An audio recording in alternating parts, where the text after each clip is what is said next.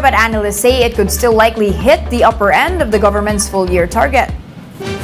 Economists polled by Business World peg fourth quarter GDP at 6.8%. That is slower than the 7.6% recorded in the third quarter. Now, as for their full-year forecast, analysts expect GDP to hit 7.5%, matching the high end of economic managers' target. According to economists, household consumption remains to be the main driver of growth in the fourth quarter. The agriculture sector may have also rebounded last year as the economy reopened further. Now, despite the supply chain disruptions from back-to-back typhoons, stakeholders say that the industry still benefited from revenge spending. The country's economic team is all set to meet with business leaders and investors in Frankfurt, Germany today for the European leg of the Philippine Economic Briefing. This briefing, which runs until January 27th, aims to showcase Philippine investment opportunities in the region.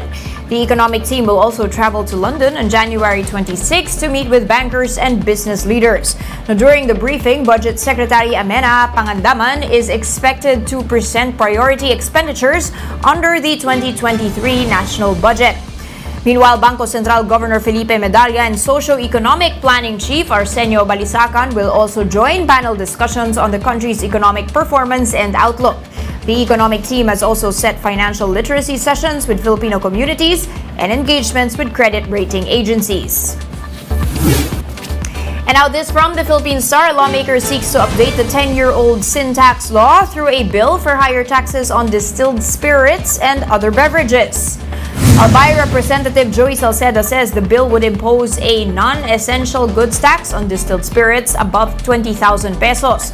According to Salceda, the current tax rates on such products were too low, considering they are the most harmful among alcoholic drinks. Salceda says raising taxes on these products would help correct this problem. Meanwhile, President Bongbong Marcos still is not keen on outrightly banning Bogos in the country. Speaking to reporters in Davos, President Marcos said that it would be better to examine first the social costs of Bogos as well as its contribution to the state's revenues. He did say, though, that he is open to discussing regulations with China, which has been pushing for a crackdown on Bogos. Offshore gaming operations in the Philippines have been linked to a series of illegal activities, including money laundering, tax evasion, kidnapping, and prostitution.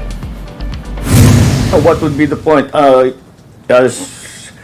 It's not a huge part of our economy, and if it's adjudged that there is a social cost, it might not be worth it. All of these things we should be continuously examining to see if it still continues to be a good idea for the Philippines. We'll be back with more stories after the break. Keep it here on One News.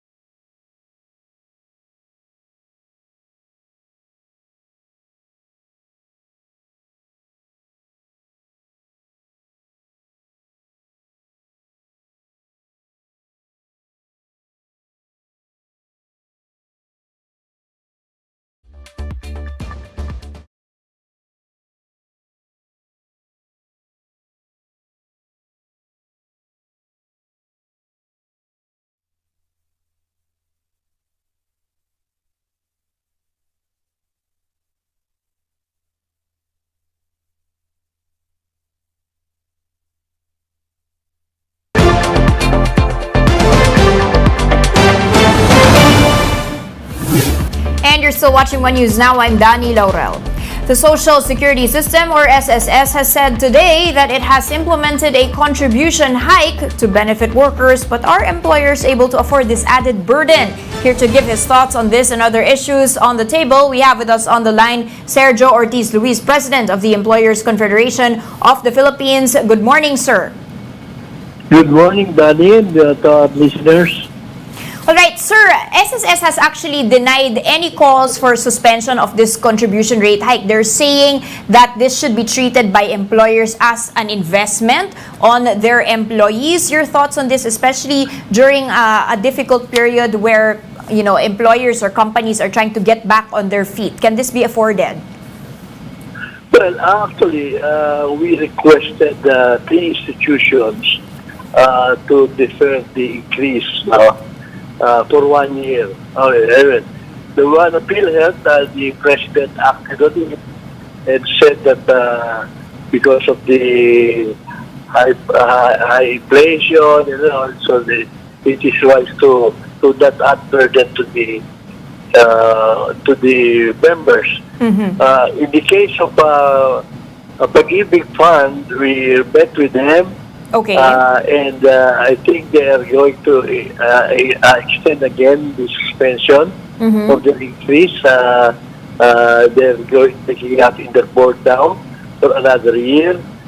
Unfortunately, the president is not acted on our request on the question of the SSS because I think for the same reason that was given for this halting of this increase in PhilHealth and of Pag-ibig, I think SSS is in a better shape and it's not going to lose much anything because it is just a postponement for 1 year that we are asking for while we are suffering from all this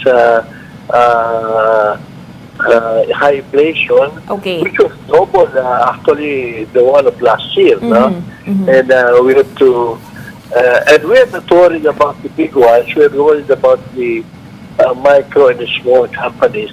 I think and they're asking for assistance. So what is the best assistance but to postpone the increases in their expense? Okay. Is there any other thing that can be done, sir, especially for these MSMEs, to apart from postponement if the SSS does not agree to this?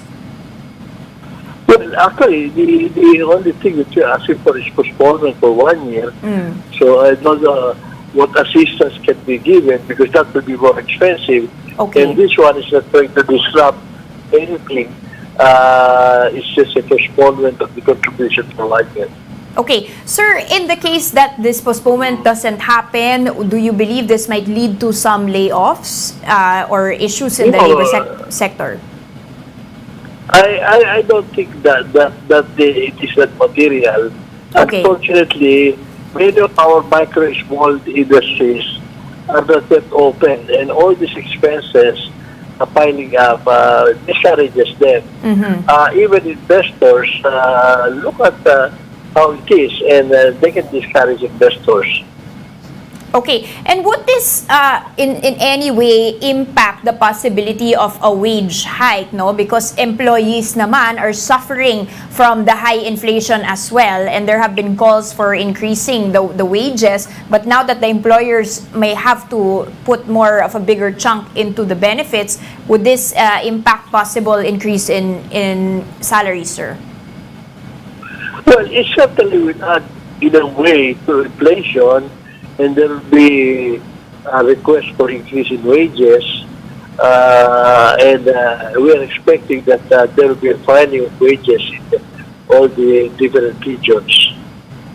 Okay. Sir, let's take a step back, no? Can you comment on, we've been going through the first month of the year. How healthy is the labor market so far? In our last sprint, which was still last year, no? We did see that the unemployment rate is back to pre-pandemic levels, but of course, people seem to still be struggling on the ground. Are you seeing a market improvement in the unemployment situation? Well, definitely the trend is as we relax, the employment increased. Unfortunately, there is a noticeable increase also in underemployment. That probably explains, because in our definition, if a worker is working for 1 day a week, he's already employed. And those who are not seeking employment because they cannot find any are not also considered unemployed. So we should be careful of that. The increase in employment doesn't mean that there is a better situation, because many are working only part-time, many are working unemployed.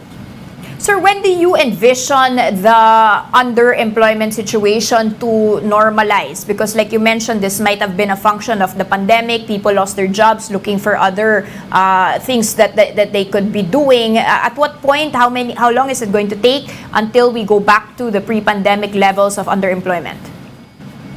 Well, definitely a lot of companies are not yet working, and in the agricultural sector, there's a lot of unemployment yet. No? So we have to improve the agricultural sector. We have to improve a lot of the micro industries, which comprises 90% of our industries. And a lot of people in the informal sectors are also looking for opportunities to be able to earn money. Okay. Sir, some lawmakers are looking to tax the so-called sin companies, no? You've got alcoholic beverages, even junk food. Is this the opportune time to be imposing taxes? Would this affect such companies in terms of employment in that sectors? Well, actually, for the big companies, certainly they're making big profit now. Unfortunately, you cannot overdo taxing the rich one as if it's a sin or it's to earn money. No? I mean, that's not our principle in this. So there should be equitable taxing.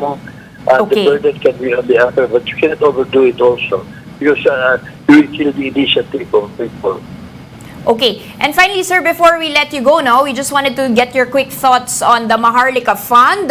It seems that the wheels are turning on that, especially in Davos. Are we ready for a sovereign wealth fund right now with the revisions that have been touted? And of course, it's now being discussed in the Senate. Well, actually, I don't really understand the role of the foreign investors there. They invest. And I would like to see what are the sources of money in this Maharlika Fund. I am not so sure people understand exactly what it is now. Okay, so waits to be seen, and of course, check in on where the sources will be coming from and where those investments will be made. Thank you so much for your insights, Sir Joel Ortiz Luis, President of the Employers Confederation of the Philippines. Thank you very much, Larry, also. Meanwhile, PLDT is beefing up its cybersecurity arsenal as it works closely with more than a dozen tech companies. Now, the telco giant met with over 20 third-party service providers to help monitor cybersecurity threats in the PLDT Group's assets. PLDT said that more than 180 million cyber attacks and breach attempts against its assets were recorded last year. The company said efforts to improve its cyber defense will likewise protect their subscribers. Filipina Shell says it is aiming to put up 40 to 60 new service stations each year until 2025. This will add to the company's portfolio of 1,100 stations across the country. To achieve its target expansion, Filipina Shell is eyeing to put up its 5th import range terminal this year. However, Filipina Shell says the full effect of the Russia-Ukraine war serves as a big disruptor to the expansion. And the telco firm Now Telecom has secured a 180 million peso funding from the U.S. government for 5G technology. This funding will be used for a study to develop 5G mobile and broadband networks nationwide. The study will be conducted by Bell Labs Consulting, which is part of Nokia's research arm. The U.S. Embassy says the project aims to support the country's digital transformation. For more updates, visit News 5, the Philippine Star and Business World online. Visit our website, onenews.ph, for more in-depth analysis. You can also catch One News on the Signal Play app. Register for a free account now. That's at www.signalplay.com and stream One News Live anytime, anywhere. I'm Danny Laurel. Join us again at 2 p.m. We are One News, all sides, all the time.